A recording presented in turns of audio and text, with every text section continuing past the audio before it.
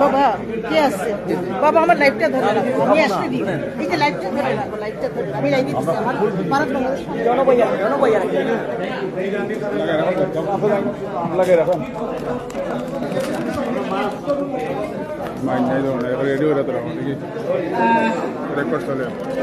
আমার আজকে খুব সম্মানিত মনে হচ্ছে। প্রথমেই বলি জয় বাংলা, জয় বঙ্গবন্ধু, জয় জননেত্রী শেখ হাসিনা বাংলাদেশ ছেড়েছে, আর সবাই চাচ্ছেন জননেত্রী শেখ হাসিনা আবার বাংলাদেশে চলে যাবে। 41 সাল পর্যন্ত তার পরিকল্পনা। আমি তার বক্তব্যটা শুনছিলাম, কত স্নিগ্ধ, কত শান্ত, কত মোহনীয় তার বক্তব্য। তার মধ্যে কোনো রাগ নেই, ক্ষোভ নেই, এত কিছু করে যাচ্ছে বাংলাদেশে। তিনি অটল, অবিচল, স্থির চিত্ত, তাকেই বলে বঙ্গবন্ধুর কন্যা। বঙ্গবন্ধু জাতির জনক, বাংলার স্থপতি শেখ মুজিবুর রহমান প্রাণ ফেনোমেন, আর জননেত্রী শেখ হাসিনা সেই পথে হাঁটছে। তো বঙ্গবন্ধুর উপরে আমার অনেক লাইভ আছে ইউটিউবে। বঙ্গবন্ধু কেন জাতির পিতা, পদ্মা সেতু যেদিন উদ্বোধন হইল সেদিন আমি লাইভ করেছি। আপনারা আমাকে স্পিকারটা দিয়ে ভুল করেছেন, কারণ আমার কথা বলা শুরু হলে শেষ হবে না। আচ্ছা, বঙ্গবন্ধু কন্যা দেশে ফিরবে, সবাই হাত করে তাকিয়ে আছে জননেত্রী শেখ হাসিনা দেশে ফিরবে। আরে ভাই, আমাকে বলেন তো জননেত্রী শেখ হাসিনা দেশে ফিরে কি করবে?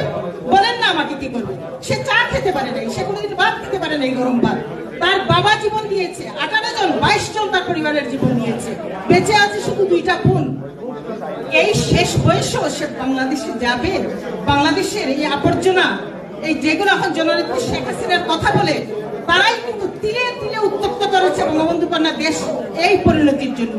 আজকে তারা বলে আমরা ভুল করেছিলাম, আমরা বুঝতে পারিনি। আর আমি কল্যাণী দেব চৌধুরী, প্লিজ বি কোয়াইট, আমি কল্যাণী দেব চৌধুরী গত 10টা বছর যাবৎ ঘরে বাইরে মানুষের সাথে আমি ঝগড়া করেছি। শেখ হাসিনা খারাপ, শেখ হাসিনা খারাপ, শেখ হাসিনা চলে গেলে বাংলাদেশে কি হবে?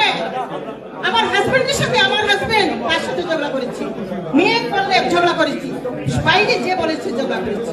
ঠিক আছে, আমি আর কিছু বলতে চাই না, আমি এইটাই বলবো, আজ সেই দিন এসেছে। বঙ্গবন্ধুর মুখের বাণী কি বলেছিলেন তিনি?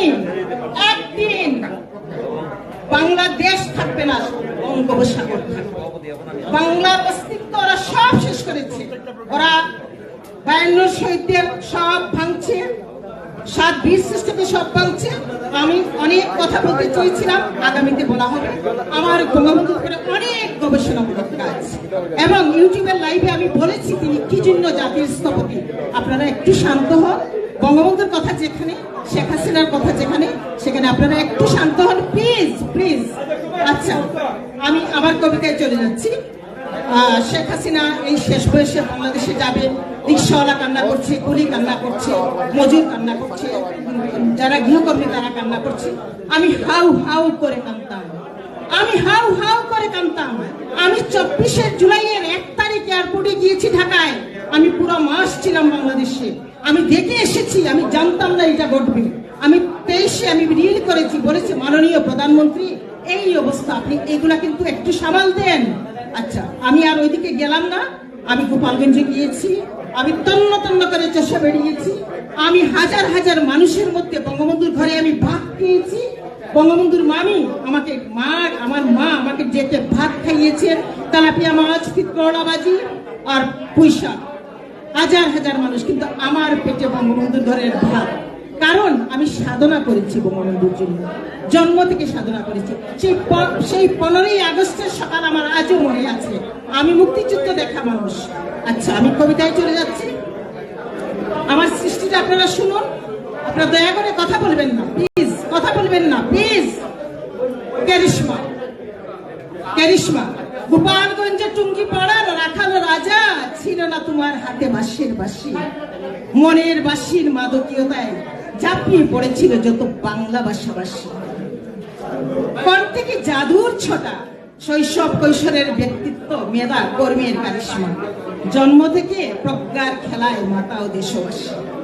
কখনো ভাষণ, কখনো ধ্যান, কখনো জেল, কেঁদেছে হেসেছে নূর। স্কুল কলেজে লিডারশিপে তুমি আগে বাগে দিতে চমক। দন্য পিতা লুৎফুর রহমান, মাতা সাহারা খাতুন, বাংলার বাসিওয়ালা বাংলার মানুষ আশায় ছিল তোমার পানে, শোষিত বঞ্চিত নির্যাতিতদের অধিকার আদায় ছিল তোমার দুই নয়নে। সেই ছোট্টবেলা থেকে 5-এ পড়েন, 6-এ পড়েন, সোনারদি গিয়েছেন, উনি বললেন সব স্টুডেন্ট ক্লাস 7-এ পড়েন, বললেন গিয়ে যে আমি কথা বলবো। সোনারদিলা গিয়েছেন, ফজল গিয়েছেন, গোপালগঞ্জ গিয়ে নেমেছেন, এখন এই নদীটা ছোট্ট হয়ে গেছে, স্টিমারে নেমেছেন। এই যে আমাদের অ্যাসেম্বলিতে জল পড়ে, এই যে জল পড়ে, আপনারা অচিরেই সমাধান করে দেন। সোনারদির সামনে, ফজলুলের সামনে, বঙ্গবন্ধু জীবনের কোন সাইডটা আপনারা জানতে চান, আমি তন্ন তন্ন করে সব গবেষণা করেছি। তুমি কলকাতায় গেলে আমার সাথে দেখা করবে, তারা সেই দিনই বঙ্গবন্ধুর চোখে দেখেছিল যে এই ছেলে পাকিস্তানের পেট থেকে একটা দেশ বের করে নিয়ে আসবে। আজ আমরা উর্দুতে কথা বলতাম। শোষিত বঞ্চিত নির্যাতিতদের অধিকার আদায় ছিল তোমার দুই নয়নে। স্বাধীনতা পতাকা, ভূখণ্ড ধর্ম নিরপেক্ষতা, গণতন্ত্র, সংবিধান, সার্বভৌমত্ব, সমাজতন্ত্র, গণতন্ত্র সব দিলে উপহার। এমন জাদুর কারিশমার হবে কি বাংলায় কোনো কানে কবে আর? হেঁটেছে কত দুর্গম পথ, কত পল্লী, কারাগারের অন্ধকারে প্রকোষ্ঠে দিন রাত্রি। পাকিস্তানি হায়না জেলের পাশে কবর ঘুরেও বিবেকের কাছে হেরেছিল তাদের ছল চাতুরি। সহযোদ্ধাদের সাথে আলাপরত থাকতে সর্বক্ষণ হুসেন, শহীদ সোহরাওয়ার্দী, শেরে বাংলায় ফজলুল হক, শওকত আলী, মৌলানা ভাসানী, তোফাজ্জল হোসেন, মানিক মিয়া, তাদের সান্নিধ্য কর্মকাণ্ড শৈশব থেকে টানতো তোমার মন। ইয়াং জেনারেশন, তোমরা শোনো, আমি কষ্ট করেছি জীবনে, অর্জন করেছি ব্রেইনে, তোমাদের এত কষ্ট করতে হবে না আমার কথাগুলো শুনলে। তোমার মন, তাজউদ্দিন, ক্যাপ্টেন মনসুর আলী, কামরুজ্জামান, সৈয়দ নজরুল ইসলাম সহ কত গুণীজন সদা থাকতেন তোমার বিশাল কর্মযজ্ঞে। বাংলার মুক্তিকামী জনতার প্রাণ পুরুষ লাল সালাম, বাঁচতে তোমায় দিল না ঘাতক পশ্চিম পাকিস্তানের প্রেতাত্মা, কেড়ে নিল সকল স্বপ্ন, ধ্বংসস্তূপের মায়ের বাংলা পেল না কোনো যত্ন।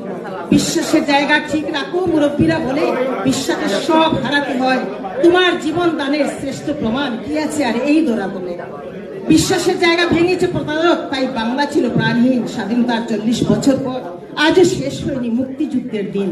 শত শত বছর কাঁদলে কি আর স্পর্শ পাবো বাংলার হে শ্রেষ্ঠ সন্তান? ঘুমাও তুমি জাতির পিতা, আমরা আছি জেগে, তোমার জ্বালানো সন্তার তেল লিখতে আমরা দেব না গো। লক্ষ মুজিব জন্ম নিবে এই বাংলায় যুগ যুগান্তরে। এমন জাদুর কেরিশমায়, এমন গগনবেদী আদর্শবাজি, বজ্র কণ্ঠ প্রকম্পিত ধারা, ক্ষমা মুক্তি মায়াবী পরশ, আপসীনতা ব্যক্তিত্বের বেষ্টনী, নিজকে তৈরি জন্মান্তরের সাধনা, ল ল ল সালাম বাংলার হে শ্রেষ্ঠ সন্তান, হে শ্রেষ্ঠ স্থপতি, জাতির হে শ্রেষ্ঠ সন্তান, দেশের হে শ্রেষ্ঠ সন্তান, বাঙালির বিশ্ববরেণ্য হে শ্রেষ্ঠ সন্তান, বাংলার স্থপতি, হে আমার গগনবেদী কেরিশমা।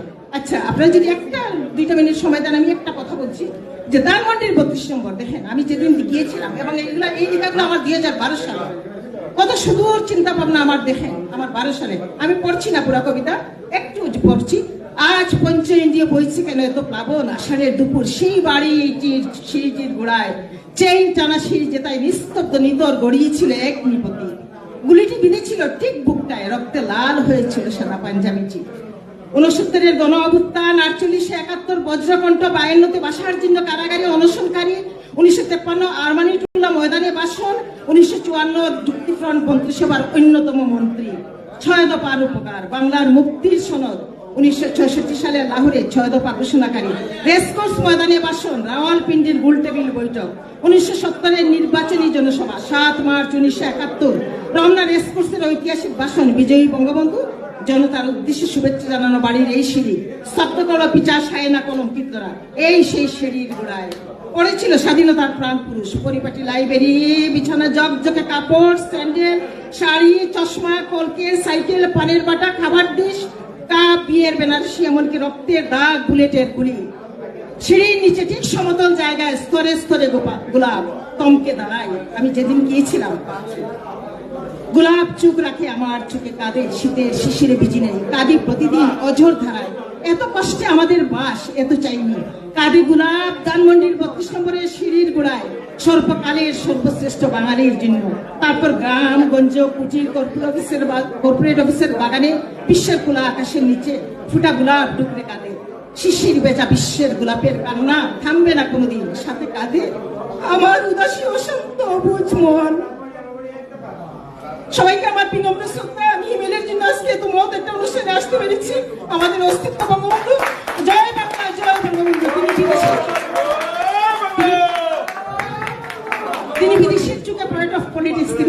কাস্ত্রোর হিমালয় পর্বত। ফিদেল কাস্ত্রো বলেছিলেন, আমি হিমালয় পর্বত দেখিনি, আমি একজন বঙ্গবন্ধুকে দেখেছিলাম, সে পাহিমানের চেয়ে বিশাল। আর ব্রিটিশ এয়ারপোর্টে তো প্রধানমন্ত্রী সমস্ত প্রটোকল ভেঙে তাকে পশ্চিম পাকিস্তান থেকে আসার সময় রিসিভ করেছিলেন। তো বঙ্গবন্ধুকে নিয়ে কথা আগামীতে বলবো, আপনারা আমাকে বলবেন কোথায় তিনি নেতাজিকে ফলো করেছেন, কোথায় শেরে বাংলাকে ফলো করেছেন, সব বলবো। আমি এগুলো নিয়ে কাজ করেছি, আমি বলবো। আপনারা সবাই ভালো থাকুন, সুস্থ থাকুন, আমাদের লড়তে হবে, প্রতিটা মানুষকে যার যার ঘর থেকে লড়াই করেন। সবাই জয় বাংলা, জয় বঙ্গবন্ধু, জয়। সবাইকে আমার বিনম্র শ্রদ্ধা। অসংখ্য ধন্যবাদ কল্যাণ দেব চৌধুরী। আমি এই মুহূর্তে স্বাগত বক্তব্য নিয়ে আসার জন্য অনুরোধ করব মিশিগান স্টেট আওয়ামী লীগের সাবেক সফল সাধারণ সম্পাদক এবং যুক্তরাষ্ট্র আওয়ামী লীগের দক্ষিণের সম্মানিত যুগ্ম সাধারণ সম্পাদক, অগ্নিবক্তা এবং বঙ্গবন্ধু মেমোরিয়াল সোসাইটির উপদেষ্টা মোহাম্মদ শাহাবুদ্দিন ভাইকে। এই মধ্যে বক্তব্য নিয়ে আসবেন আমাদের সবার প্রিয় অগ্নিবক্তা মোহাম্মদ শাহাবুদ্দিন ভাই।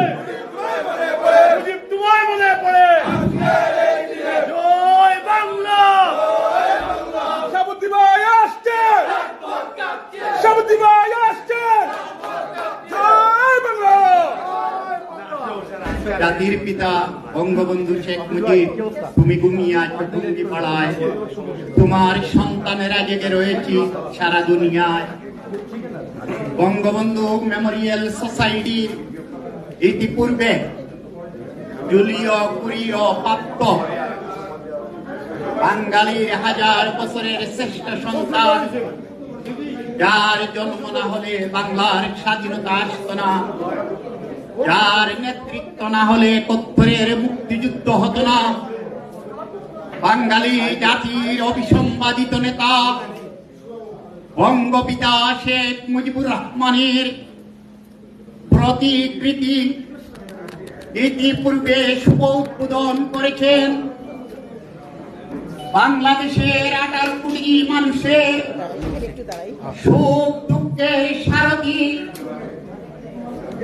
বাংলাদেশের গণপ্রজাতন্ত্রী বাংলাদেশ সরকারের ৫ বারের শপথ প্রধানমন্ত্রী বঙ্গবন্ধুর সুযোগ্য কন্যা, বাংলাদেশ আওয়ামী লীগের অবিসম্বাদিত নেত্রী, যার নেতৃত্বে বাংলাদেশের সকল মানুষ ঐক্যবদ্ধ, যে নেত্রীর অধীর আগ্রহে অপেক্ষমান কবে বাংলাদেশে ফিরবে আজ মাননীয় নেত্রী, সেই নেত্রী বাংলাদেশের না থাকার কারণে বাংলাদেশ আজ ধ্বংসস্তূপে পরিণত হয়েছে।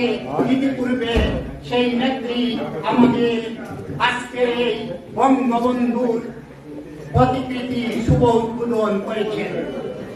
আজকের এই বঙ্গবন্ধু মেমোরিয়াল সোসাইটি আজকের এই সভায় উপস্থিত আছেন যুক্তরাষ্ট্র দক্ষিণ অঞ্চলের আওয়ামী লীগের নেতৃবৃন্দ, মিশিগান স্টেট আওয়ামী লীগের নেতৃবৃন্দ, মিশিগান মহানগর আওয়ামী লীগের